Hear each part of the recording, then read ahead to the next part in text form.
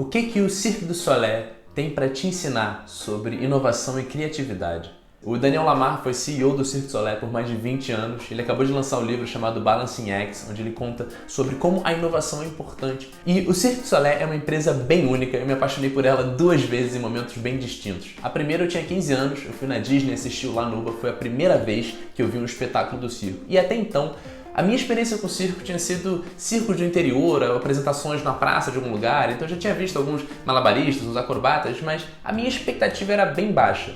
E eu saí de lá completamente maravilhado. Não só a performance dos artistas era incrível, mas o figurino deles, a luz, a música, o show, o evento em si era realmente um espetáculo que me deixou muito maravilhado. Mas pra mim ficou por isso mesmo, ficou como um espetáculo único, uma coisa muito diferenciada que aconteceu naquele momento. Muito depois, quando eu já trabalhava com gestão, já dava consultoria em empresas, já estava também muito por dentro desse mundo dos negócios, foi que eu fui redescobrir o Cirque du Soleil como uma empresa excepcionalmente bem sucedida no ramo do show business. Ela faz as duas coisas muito bem. Não só os shows são incríveis, a mais alta qualidade que você tem no universo do show business, mas a parte do business também. Eles são uma empresa de logística fenomenal. Eles têm mais de 9 shows itinerantes. Cada show são 50 caminhões que viajam o mundo. Eles têm que entrar em lugares que eles nunca foram antes, fazer parcerias, vender, fazer o marketing, fazer tudo isso e criar novos shows e continuar sendo inovadores e manter os que já estão ali muito bem e cuidar dos seus 5.000 funcionários e recrutar novas pessoas. Eles têm um faturamento anual de mais de $1 bilhão. Então essa empresa que tem mais de 30 anos de existência, que tem 7 shows fixos em Las Vegas, que tem novos shows itinerantes, que está sempre inovando e consegue consistentemente se manter como uma das melhores produções em termos do show business, em termos de apresentação ao vivo do mundo, que conseguiu passar pela pandemia e se reerguer.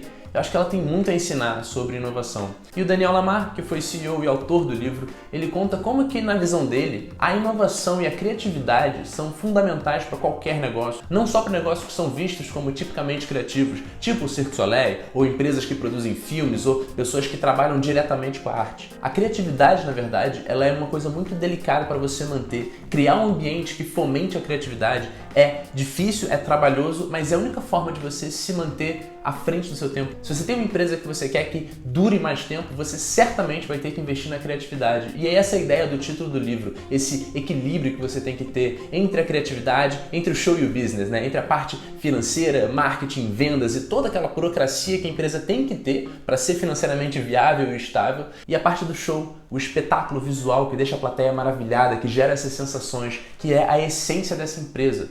Ele fala muito disso no livro, que toda empresa tem que ter muita clareza sobre qual é a sua essência, qual é a sua paixão. No caso do Cirque du Soleil, isso é bem fácil. É ser capaz de sonhar espetáculos e apresentar eles para uma plateia, para uma audiência, para gerar essa sensação de maravilhamento, das pessoas saírem realmente inspiradas, tendo sentido que elas viveram algo excepcional naquele momento.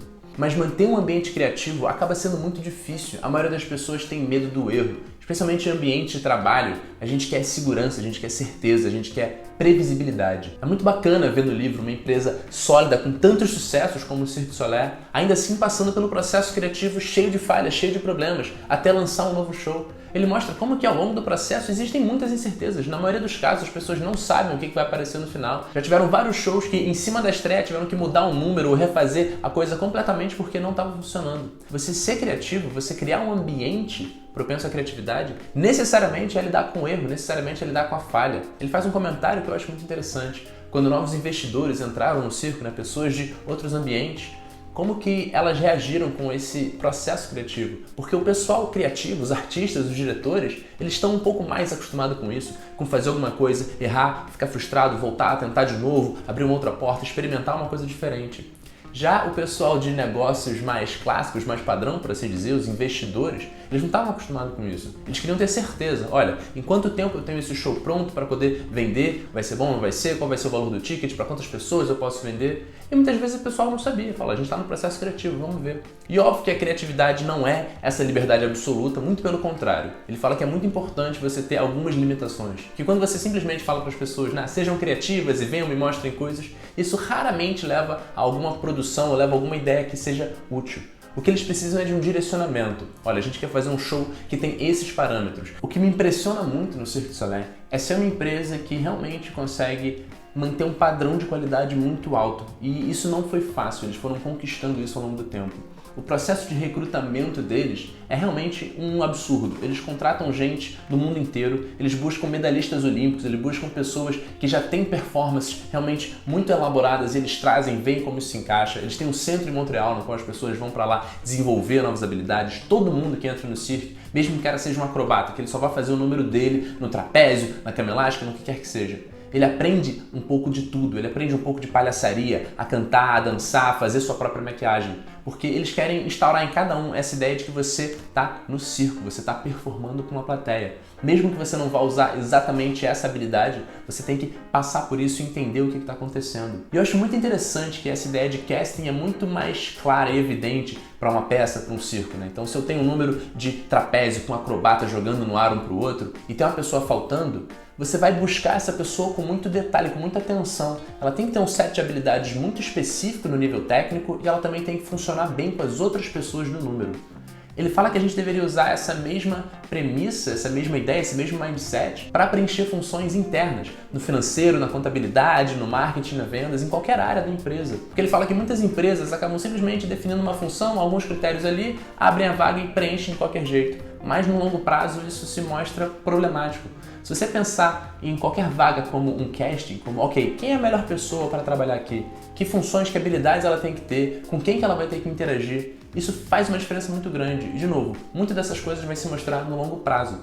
Na parte do espetáculo isso fica muito evidente, porque tem uma plateia assistindo toda noite e qualquer erro, qualquer falha de comunicação, qualquer falta de sinergia no número de acrobacia fica muito evidente para todo mundo, o que acaba não sendo tão óbvio assim numa vaga mais interna, mas a mesma atenção deve acontecer para lá. Eu acho essa ideia muito bacana. Ele conta como que no circo, por muito tempo, os primeiros espetáculos todos foram feitos por um mesmo diretor, que era um gênio, era uma pessoa excepcional, e eventualmente ele ia ter que sair, ele ia ter que se aposentar, ele queria fazer outras coisas, e eles estavam com medo de, pô, será que a gente vai conseguir manter a qualidade dos espetáculos do circo? E eventualmente eles começaram a trazer pessoas de fora, e a resposta foi sim. Não só eles conseguiram manter a qualidade, como subir, como essa variedade foi mais positiva. E eles solucionaram o problema de uma pessoa de fora chegando e sem conhecer exatamente como o circo funciona de uma forma muito interessante. Eles colocaram e hoje em dia sempre colocam para trabalhar um diretor de fora, que vai vir trazendo uma ideia diferente para montar um número, com 2 diretores de dentro, que é um diretor de produção e um diretor de criação. Então essas pessoas são de casa, elas conhecem como as coisas funcionam. Um pode chegar para ele e falar, para essa sua visão, talvez seja maneiro a gente colocar aqui uma pessoa do skate, da bicicleta, um trapezista, a gente consegue fazer isso, a gente consegue fazer aquilo outro. Ele tem noção do que os artistas são capazes de fazer, ele consegue dar uma praticidade maior para a coisa. E o outro realmente entende da logística. Por exemplo, se vai ser um show itinerante, ele sabe que são 50 caminhões. Ah, você quer mais um músico aqui? Beleza, a gente vai ter que tirar um acrobata então. Ele tem noção do orçamento, de como as coisas funcionam lá dentro. Então essa forma de mesclar talentos de fora com talentos de dentro é muito importante para você ter tanto uma inovação, tanto uma visão diferente de uma pessoa que muitas vezes não conhece como a coisa é feita e por isso mesmo não tem as limitações que outra vai ter, com uma praticidade, uma noção de, ok, né, a gente tem tanto tempo, tanto dinheiro e tanto de recurso para produzir esse espetáculo. Dentro disso, eles têm muita liberdade criativa. Ele acha isso muito legal. O Guy Laliberté, que foi a pessoa que fundou e criou o Cirque du Soleil, ele conseguiu realmente ir se retirando e dando espaço para as pessoas fazerem o que elas querem. Mas ele cobra qualidade, ele cobra um padrão muito alto. Então no começo, quando um espetáculo está se desenvolvendo, ele tem um checkpoint a cada 3 meses para ver como a coisa está andando. Mais para frente fica de mês em mês, depois a cada 2 semanas. É muito interessante ver como as pessoas conseguem dar liberdade criativa, dar espaço, dar recursos, incentivar a pessoa e cobrar bastante, mas ainda assim acompanhar o processo, ainda assim ter diretrizes, ter direcionamento. Ter uma clareza de que, ok, esse show tem que ter a cara do Cirque du Soleil, da nossa empresa no geral. Ele tem que ser muito bom. Se alguma coisa não estiver boa, eles vão cortar. Sim, ele conta alguns exemplos no livro, que as pessoas ficaram meses se dedicando sangue, suor e fazendo tudo para um número que não ficou na qualidade, não ficou no padrão deles, e aquilo foi simplesmente cortado, eles trouxeram outra pessoa de fora, ou eles mudaram, deram tempo para a pessoa refazer.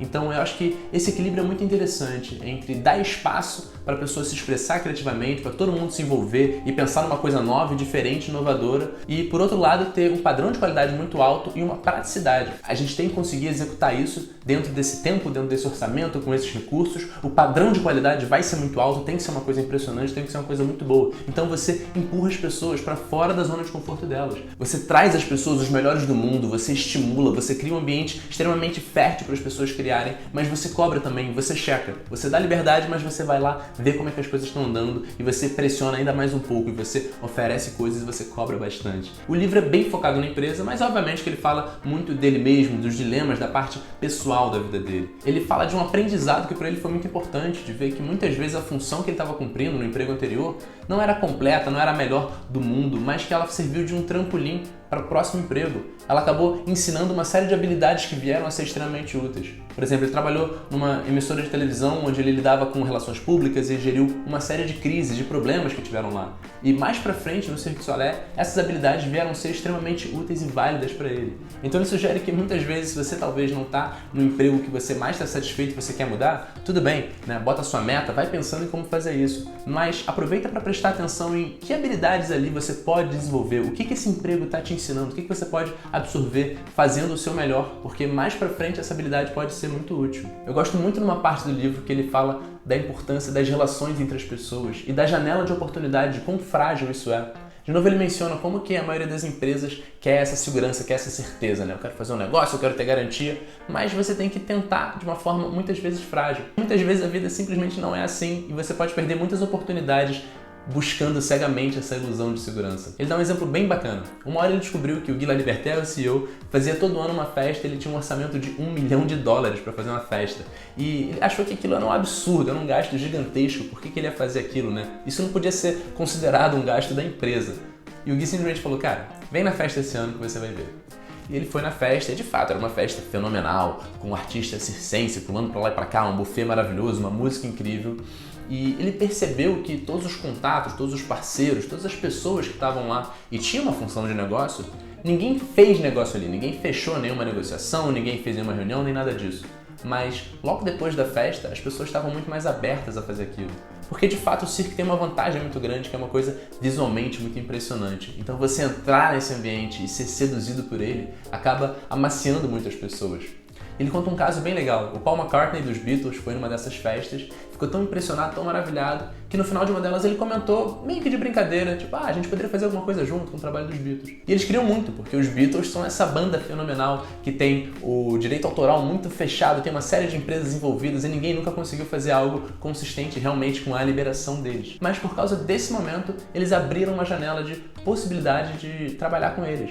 E eles foram conversando mais à frente, ele foi vendo, olha, realmente vai ser difícil, você tem que ter a liberação de todas as partes, no caso algumas esposas dos Beatles que já morreram representando seus maridos, tinha um estúdio que também tinha que ter a liberação, tinha uma série de coisas ali. Ele conta no livro como que essas negociações estavam de uma forma muito sutil acontecendo e o Paul McCartney, que estava puxando um pouco isso, falou, olha, eu vou me encontrar com os Beatles restantes num hotel, num dia lá em Londres, vem pra cá, se eles estiverem num bom humor, a gente pode ter uma conversa sobre isso, eu apresento a ideia, se não, não. E o Daniel Lamar pensou, cara, isso é um absurdo, né? O Guy Laliberté topou a ideia na hora e falou, não, a gente vai, leva a diretoria, a gente vai estar tudo preparado para fazer isso, todo mundo viaja de Montreal, no Canadá, para Londres, para possibilidade de uma reunião que talvez nem acontecesse.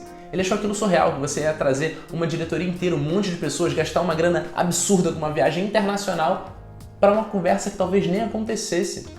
Mas é isso, eu acho que o interessante pro time de negócios do Guy Laliberté, que foi uma pessoa realmente muito boa, não só na parte de criar shows, e por isso que ele criou o Cirque du Soleil, mas muito forte na parte de negócios, e por isso que essa empresa é o que ela é, foi ele perceber o valor dessa janela de oportunidade. Ninguém tinha feito um show sobre os Beatles e ele sabia que aquilo podia ser gigantesco. Então, mesmo que fosse muito caro, fosse uma aposta muito grande, ele preferiu fazer. Ele voou todo mundo para Londres e ficaram esperando o telefonema do Paul, que felizmente veio. Ele falou, olha, a galera tá de bom humor, vem pra cá e vamos apresentar a ideia. No final, eles chegaram sim a fazer um espetáculo dos Beatles, o Love, que foi um dos campeões de bilheterias mais enriquecedor que eles tiveram, que gerou mais dinheiro, mas foi uma saga gigantesca para conseguir isso. Eles quase desistiram em vários momentos, as negociações foram muito difíceis e ele entra em mais detalhes no livro. Mas eu acho muito bacana perceber a fragilidade dessa janela de oportunidade, como que grandes coisas acontecem por causa de um momento, de uma pessoa que soube fazer uma aposta, soube seguir e investir nisso.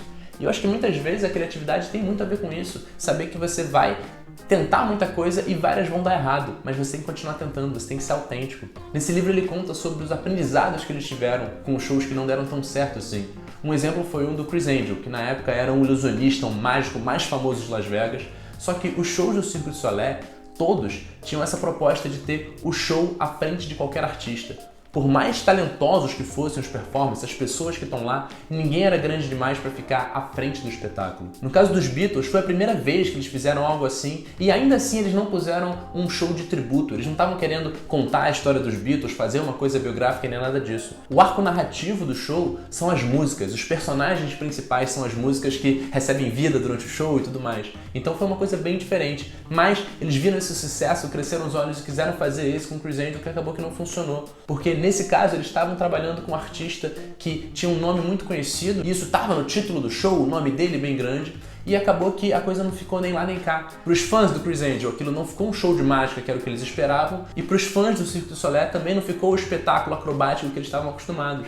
Então eles não ficaram nem num lado nem no outro. Ele diz que esse foi um aprendizado muito importante de ter, como realmente manter as suas raízes, como ter clareza de qual é a sua visão e o que você quer conquistar. Um outro aprendizado bem interessante que ele fala de possibilidades de negócio que eles nunca tinham pensado. Um cara veio propor uma parceria com eles de talvez fazer um parque temático, tipo uma Disney, etc. Eles avançaram um pouco, mas perceberam que não ia ser aquilo que eles queriam. Mas eles gostaram muito da pessoa, eles viram que tinha um potencial de parceria e resolveram investir nisso. E mais pra frente surgiu uma ideia de fazer um show, um jantar, uma coisa muito menor do que o Cirque du Soleil estava acostumado a fazer, né, daquelas tendas para realmente milhares de pessoas.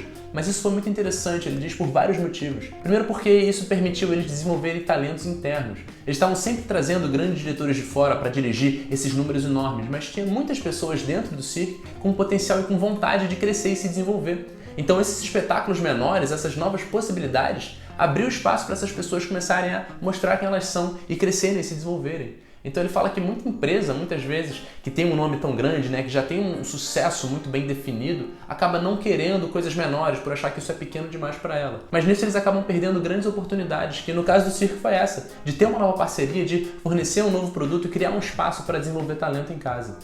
Eu acho que esse livro é muito interessante e estudar empresas que conseguem consistentemente fazer essas duas coisas bem, tanto a parte de inovar, de manter um ambiente de criatividade que é muito difícil, quanto a parte do negócio de estar vendendo, de estar dando lucro, de estar gerindo a sua empresa bem, de ter essa logística toda.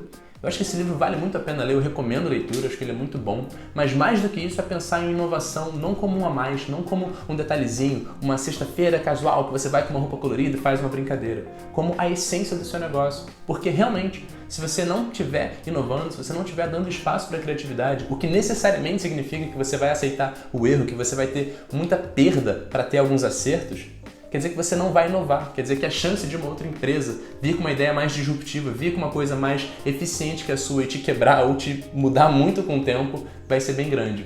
O Cirque du Soleil é muito marcante para mim porque ele consegue juntar essas duas paixões, da parte de criatividade, de um espetáculo visualmente muito incrível, com uma empresa muito bem gerida, com um negócio de sucesso. Então eu vou falar dele em outros vídeos, mas fica a dica do livro Balancing Acts, por enquanto só tem em inglês. Boas leituras e eu te vejo no próximo vídeo.